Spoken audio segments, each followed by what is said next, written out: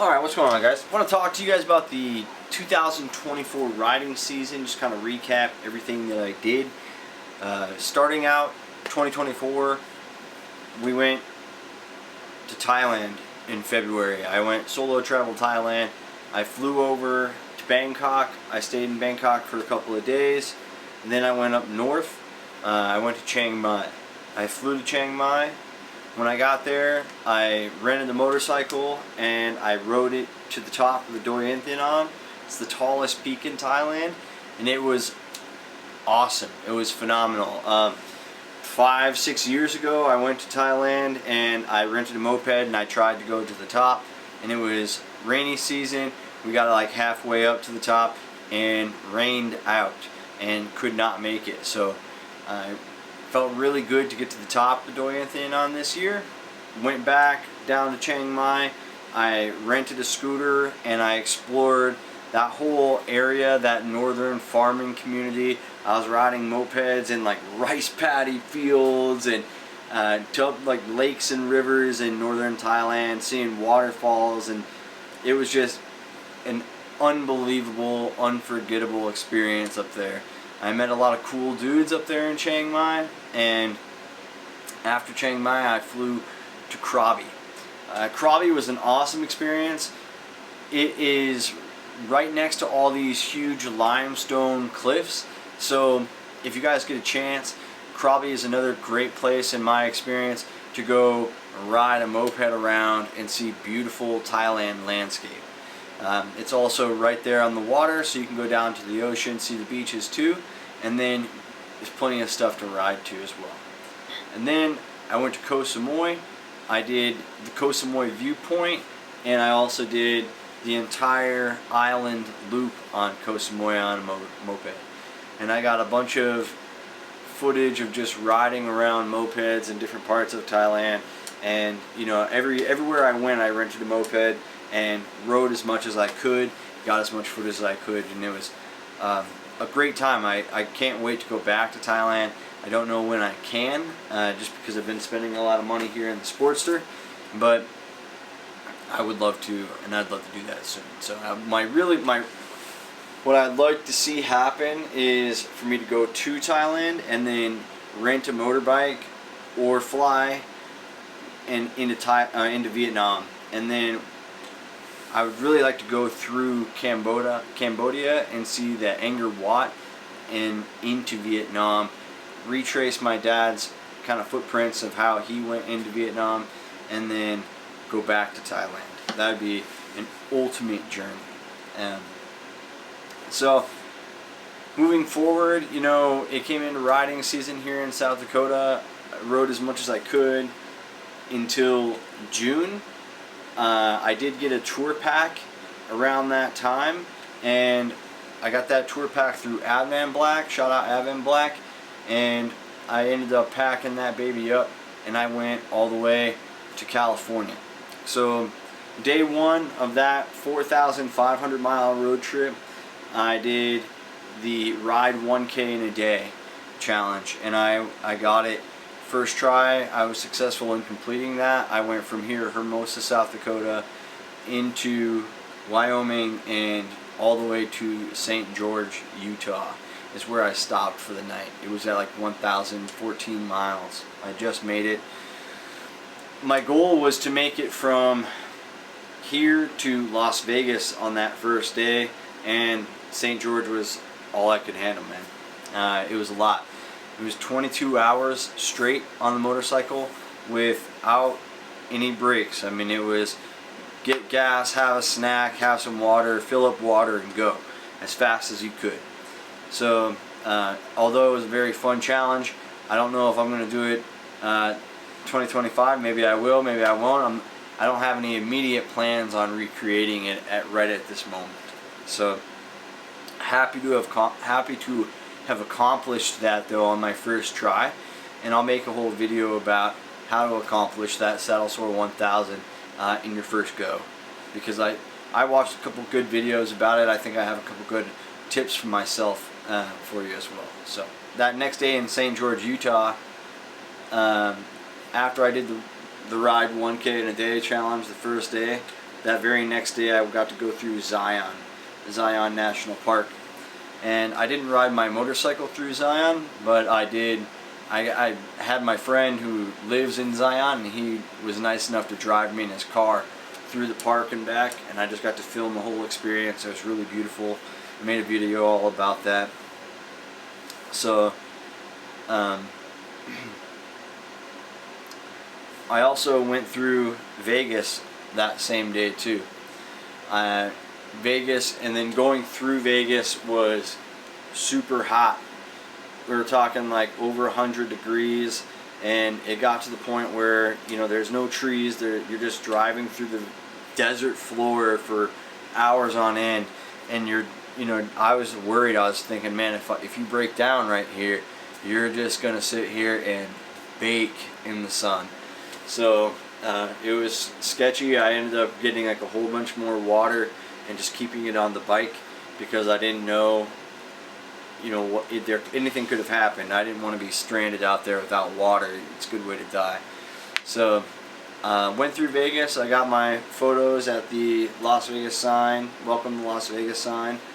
I stopped right there by the welcome to Las Vegas sign. There's a Harley Davidson, and I stopped there, soaked my clothes entirely in the bathroom sink, cooled off for a while, and then I went back out and rode the rest of the way to Irvine. I went from St. George, Utah into Irvine, California. I stayed with my cousin for 2 days. It was, interestingly enough, insanely hot that whole day. When I got close to the coast at Irvine, it got cold, and it was so cold that I had to put all my layers on. So, and then I went from Irvine to San Diego. I got to go right by the Camp Pendleton area, and I even got to go on Camp Pendleton.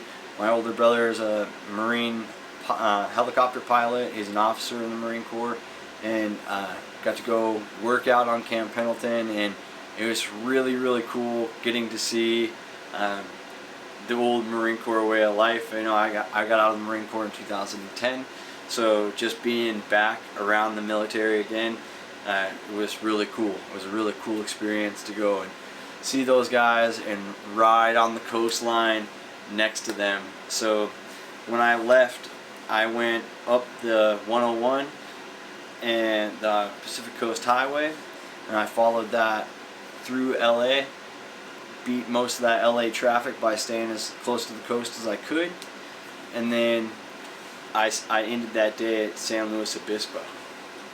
So I took that coastline the whole way. My favorite part of the Pacific Coast Highway was the Ventura Highway area near Ventura, California, and at that point, San Luis Obispo, that next morning, I woke up and I went diagonally to Yosemite. When I got to Yosemite, I went through Yosemite, and I really just blitzed through it. Now, kind of looking back at it, I wish I would have taken more time going through Yosemite. And then riding that coast highway, going up to San Luis Obispo, I did that because that inner corridor of California was already at over 100-something degrees. So I stayed on that Pacific Coast Highway because I wanted to be cool. But it was way cooler than I thought. In June, they call it the June bloom. I thought it was going to be babes in bikinis on the beaches, and it was actually cold. So I was riding in sweatshirt, full leather, and a rain suit, Thrash and Supply rain gloves, full face helmet, and it was still chilly. So it was not something I anticipated. By the time I got to Yosemite, Yosemite was beautiful. I would really love to go back to Yosemite and do it again. I think that I could stay in Yosemite probably for a full 2 days, just exploring, actually walking up to each one of those big waterfalls. Some of those giant waterfalls are falling from hundreds of feet and just like spraying out into mist. It's such a cool thing to see, and I wish I would have maybe taken a little bit more time there. But when I got there, I told myself, alright, yeah, I got there, I googled how far away I was from the Golden Gate Bridge in San Francisco, and I thought that I could get there by sunset. In my mind, I thought this would be cool for footage. I'll get myself crossing the Golden Gate Bridge on sunset, and I did that. So I jetted again diagonally across California towards the coast. I got to San Francisco, and I got the Golden Gate Bridge at sunset, and I got the footage, I got the video, and it was awesome. And then I spent the next week in Northern California in the Avenue of the Giants and exploring that northern portion of California, the redwoods, and it was unbelievable. I haven't made the video on the Avenue of the Giants yet. If you guys have the chance to go ride in Northern California, it was so awesome, and I will absolutely be going up there again. I ended up going through Lake Tahoe, over Donner Pass, into Salt Lake City. I went to the Bonneville Salt Flats, and I got to see, you know, where they do the land speed records, and it's like an iconic place for motorcycle history. So it was really, really cool to not only see that, but get my photo in front of the Bonneville Salt Flat sign. So it was a cool year, man. And then from Salt Lake City, I did Provo, Utah, into Dinosaur, Colorado. I went past that Dinosaur National Monument. I'd like to go back to Colorado to the Dinosaur National Monument and just do some time riding through that entire monument. That whole deserty, rock outcroppy landscape is really, really beautiful. I ended up going through Steamboat Springs and then back home. And I had never been through Steamboat Springs and that whole pass that goes into Wyoming back to South Dakota. I rode a lot during the summer here in the hills. Unfortunately, Highway 385 was closed last year. I think it'll be closed this next year too. And that's where I like to travel a lot. From here to Deadwood, I do that ride often, and I didn't get to do that ride. I did it one time last year, so it was a real big bummer. But I did ride a lot here. During the Sturgis Rally, I typically don't ride too much. I'm always out every day partying at the Buffalo Chip and doing everything I do out there and film the main street and stuff, but I don't get out and like ride around the Black Hills at that time because it's really congested and it's more dangerous than the other times of the year at that time. So I did do the entire loop of the Black Hills this year. I went from here, 385, Deadwood to Cheyenne Crossing, out into Wyoming, all the way around to the backside of Custer, and then through Custer State Park and then back. So that goes around the entire loop of the Black Hills, and I've never done that ride in the full. And it took like 4.5 hours. It was pretty cool. In September, my dad and I went on a 2,500 mile road trip. We did Colorado for Four Corners Rally, and it was quite an amazing trip. You know, my 74-year-old dad packed up a tent and an air mattress, and we went out and road camped behind the Durango Harley Davidson. Day one, you know, we went to Fort Collins, woke up Fort Collins. We ended up going right before Copper Mountain. You take a left on the 70 and then go towards Leadville. We rode to Leadville. That whole pass from Copper Mountain to Leadville is gorgeous. Leadville itself was awesome. We stopped, we had a barbecue there, and then we rode from Leadville to Pagosa Springs. And that right there is one of my favorite rides. You go through Buena Vista and Wolf Creek Pass and into Pagosa Springs. It's such a beautiful mountain ride. I would recommend anybody go take that ride whether you're on a motorcycle or not. It's such a beautiful place to go see. Pagosa Springs is one of my favorite places of all times. I've been there several times, and this is my second time being there on a motorcycle trip. It's so cool because you can just go right there to the public river. Like, it's a river that goes right through town, and there'll be like warm hot springs pools built right into the river. and there's nothing like it. The mountain feel of that town, you're nestled way up in the mountains. It takes hours to drive into Pagosa Springs, so it really takes some dedications into driving into that place, and that's why I think there's not a lot of people there. So it's a nice, quaint little small mountain town. It's beautiful, and I absolutely love it. So went down, stayed. It was like a Quality Inn. We had caught a couple beers, and I sat down in the river for a little while and just soaked in the hot springs, thinking about how awesome it was that me and my dad were on a motorcycle trip together, you know, and it was special. The next morning we woke up, it was like 48 degrees, seeing our breath, and we ended up hanging out. I convinced my dad to wait for another like 3 hours, because we were up at the crack of dawn before sunrise, and he was already like, oh, let's go. And my dude, I'm not gonna ride at 48 degrees and dark, you know, like, let's wait, have some coffee. So we had coffee, we woke up, we headed to Durango. When we got to Durango, like I said, we were road camping behind Durango Harley Davidson. We did not have permission to do that, so shout out Durango Harley Davidson. I'm not sure if you guys ever watched my video or not, but the motorcycle rally was kind of picking up right when we got there, and there was event stuff all happening there at the Durango Harley Davidson dealership.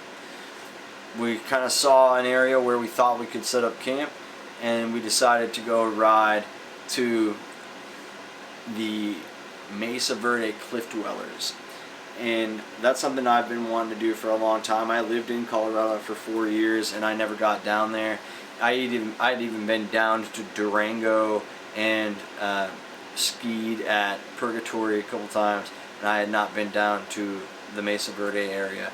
So my dad and I rode to Mesa Verde. We saw the Cliff Dwellers. We rode all around the Cliff Dweller Park, and it was a really cool experience.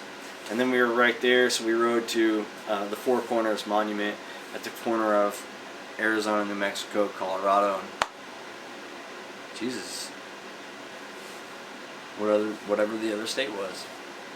So after we saw Four Corners, we packed up, we went back to Durango, and we saw the Eyes Brothers Wall of Death and the Biltwell Chopper show, and we did all the things that we could do at the La Plata County Fairgrounds at the Four Corners Rally, and that was really cool.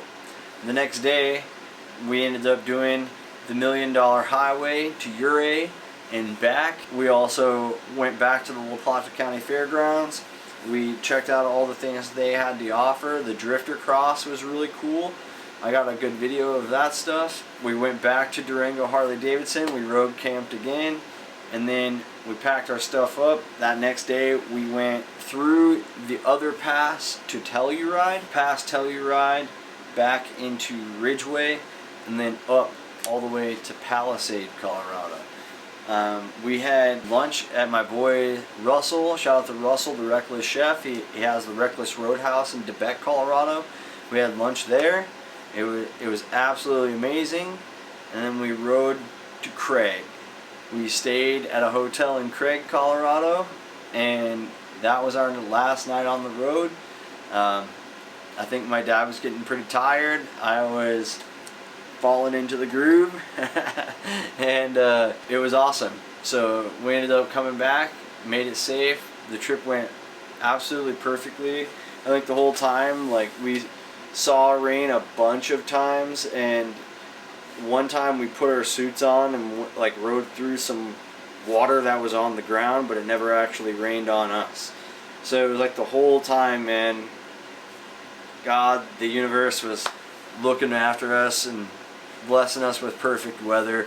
Even though we might see rain right in front of us or right behind us, it never actually got us. So it was beautiful. It was a perfect time, man. It was absolutely perfect. So, but to the end of the year, I ended up with 12,200 miles on my bike.